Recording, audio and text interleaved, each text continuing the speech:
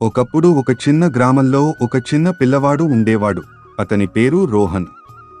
రోహన్ చాలా తెలివైన మరియు మంచి మనసున్న పిల్లవాడు. అతని కంటే పెద్ద ఇద్దరు పిల్లలు సమీర్ మరియు రియాతో అతని గ్రామానికి కొత్త కుటుంబం వస్తుంది. సమీర్ మరియు రియా మొదటి నుండి గ్రామంలోని ఇతర పిల్లలు ఒంటరిగా ఉన్నారని రోహన్ గమనించాడు.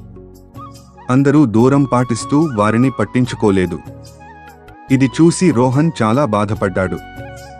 ఒంటరిగా స్నేహం లోపించే పిల్లకి ఎలా ఉంటుందో ఆలోచించాడు. ఒకరోజు రోహన్ సమీర్ మరియు రియాలను పిలిచి వారికి స్నేహాన్ని అందిస్తాడు.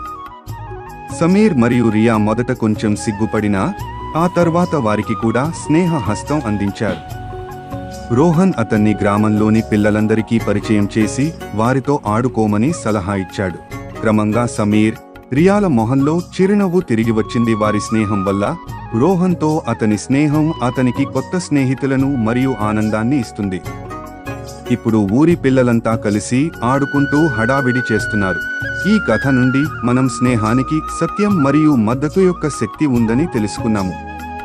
ఎవరిని ఒంటరిగా ఉంచవద్దు, బదులుగా వారికి సహాయం చేయండి మరియు వారిని తీసుకెళ్ళండి.